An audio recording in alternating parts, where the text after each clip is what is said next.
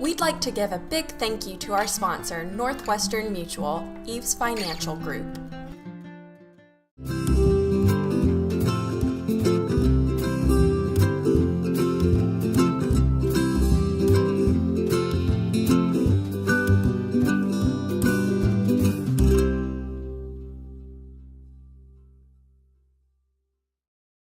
Hey guys, welcome to Cooking from the Heart in Augusta. I'm your host, Abby Mufeld, and today we're going to be meeting with Elizabeth Smith. Elizabeth is going to be making one of her favorite recipes for us today, Savory French Crepes, or if you prefer, French Crepes.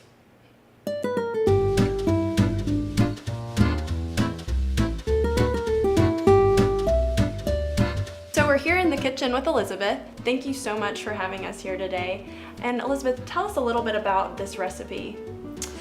All right, so today I'm gonna be making savory French crepes. I love this recipe. It's great for dinner parties. It always seems to impress our guests.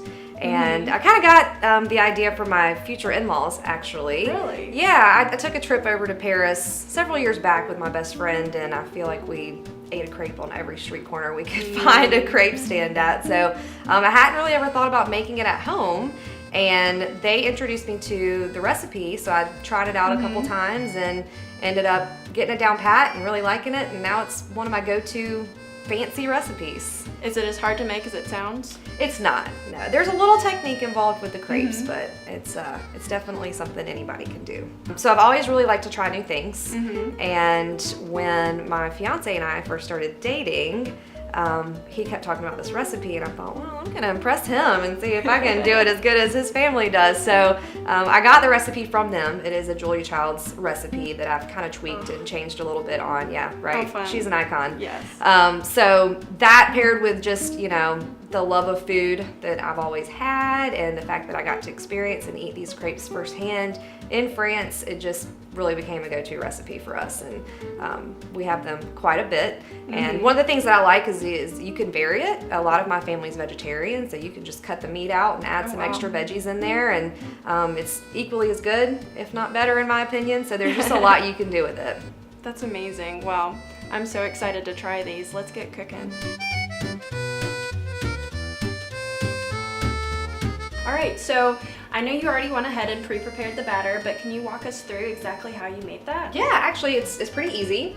So you're gonna do 1.5 cups of flour, 1 cup of cold milk, 1 cup of cold water, and 4 tablespoons of melted butter. Okay, and that is pretty easy. Put it all in the blender and you blend it up.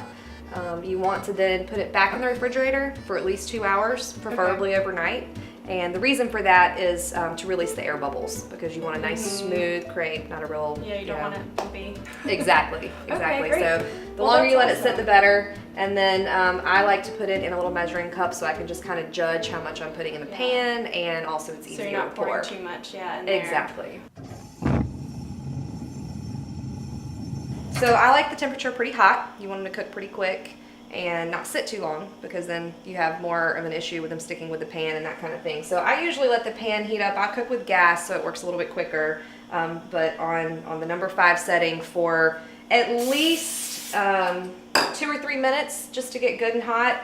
Like I said, the first one you do probably will not be the one you want to serve. You want to make sure that your pan is good and ready for the batter, so they cook pretty quick. See how when I turn it around it gets that nice, pretty even crust, but you don't want them perfect. I mean, it's all about having fun with it. And so a crepe is basically just a very thin pancake. So all you have to do is cook it the same way you would a pancake. You just want to make sure you don't have it too thick, because we are going to fold these over a couple times and you don't want too much bread.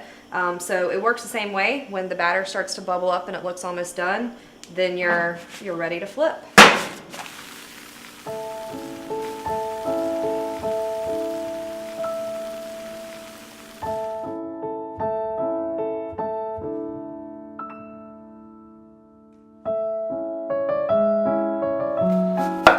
So we are going to use 1.5 tablespoons of minced shallot. So you want to really try to get that cut up pretty small. Don't cut your finger off.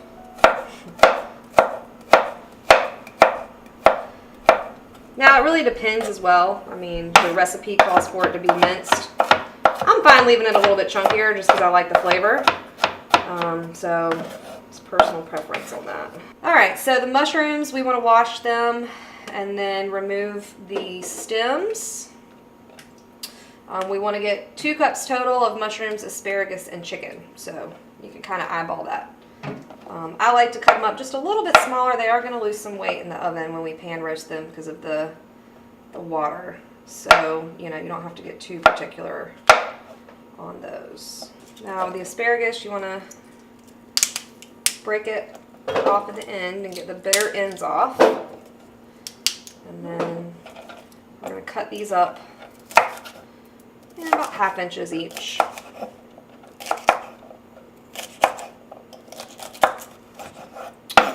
All right. Sprinkle with a little bit of olive oil, put them right in the cookie sheet, bake them on 350 for, I don't know, 10 minutes or so, just until they get slightly done. There's really no need to season them because we're going to have a lot of seasoning in the sauce. All right, so for the chicken, you just want to poach it, boil it, whatever you need to do to get it kind of done. Again, there's no need to season it a lot because we're going to add seasonings. I prefer just to kind of shred it. You can use white meat, dark meat, whatever you prefer. Once it's all shredded, I like to just give it a little chop to make sure it's not too chunky. And that's it. We'll put this to the side and save it for the end.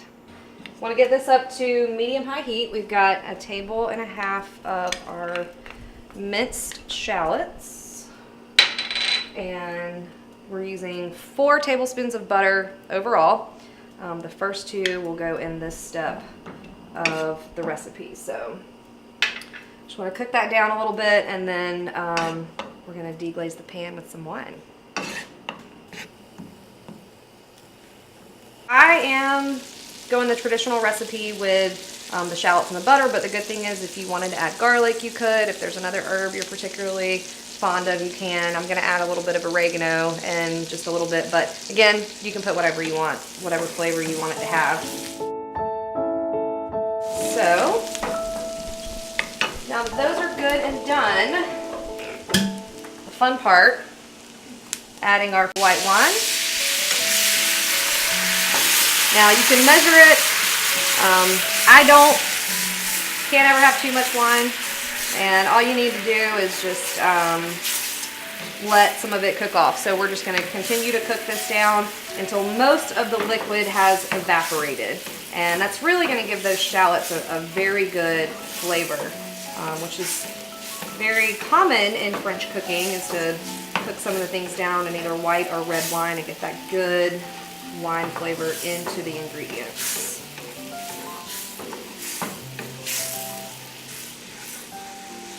And then as we get close, we're going to add 1/2 teaspoon of oregano, 1/2 teaspoon of black pepper. The recipe also calls for tarragon if you would like to use that instead of oregano. I had the oregano on hand, so that's what we're going with today. So I just want to cook that down and get a little extra flavor added in there. Oh, yum. You can smell that.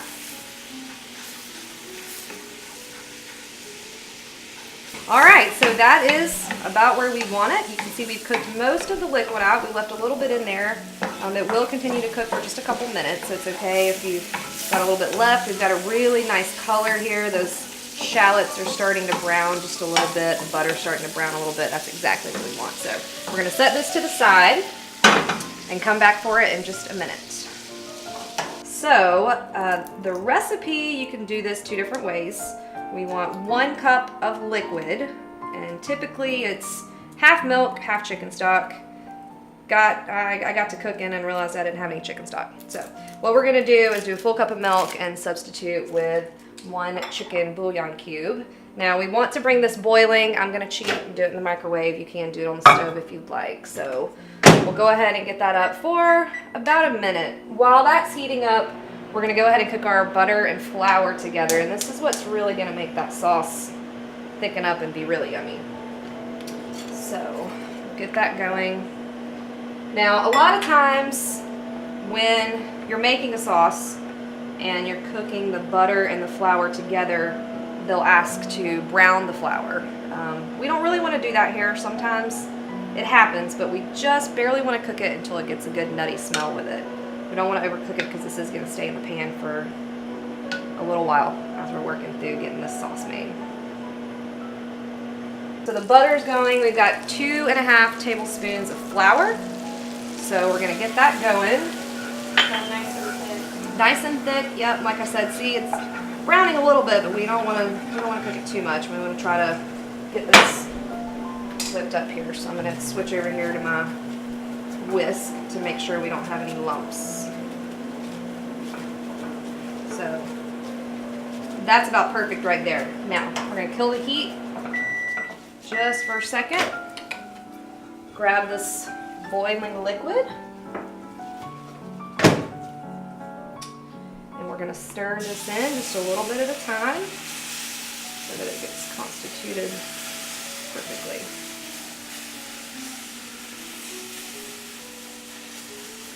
So we're going to dump that in there. That chicken cube didn't fully melt, but that's okay because the next step is we're going to bring this back up to a boil for 1 minute.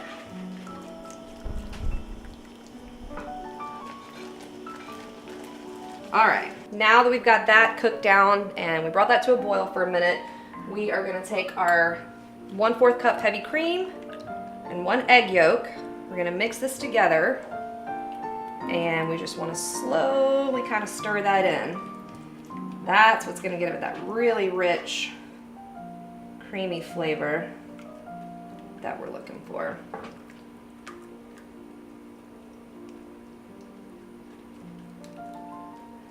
We don't want to add it all in at one time because you want to make sure that egg doesn't cook in the hot liquid.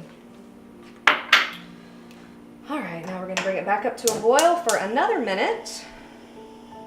And we're getting close to the end.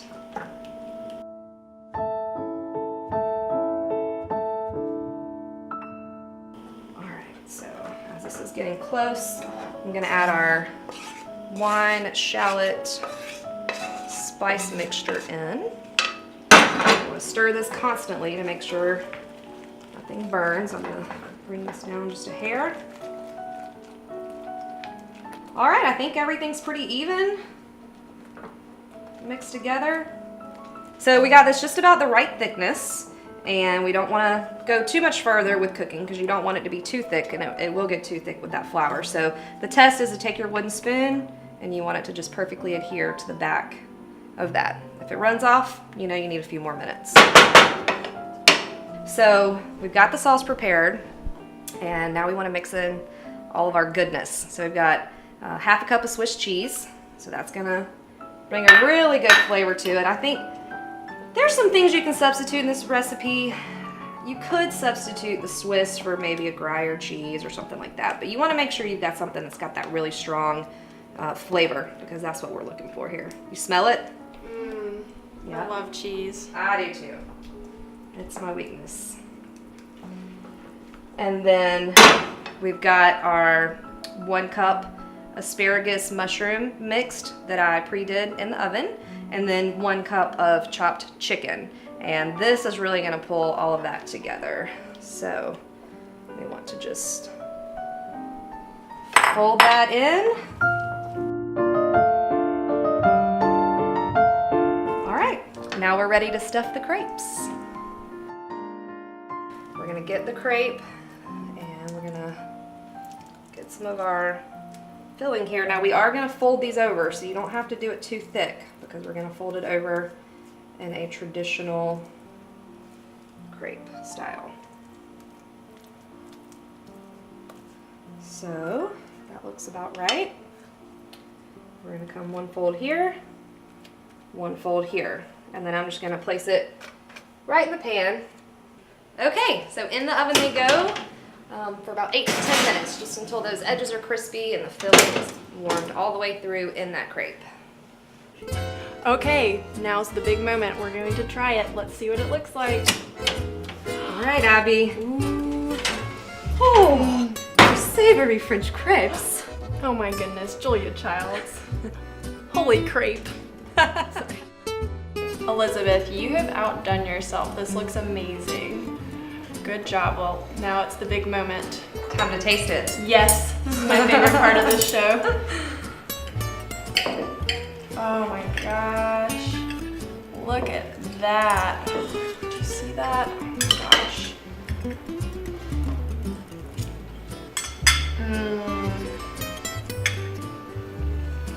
Pretty good, huh? That is amazing. Thank you so much for having us, Elizabeth. This has been amazing. Your crepes are perfect. Your Julia Child impression is amazing. And I'm definitely going to be going home and cooking this for my husband. He cannot wait already, I'm telling you. So thanks, guys. Hope you enjoyed it and hope you come back and watch some more of this at Cooking from the Heart in Augusta.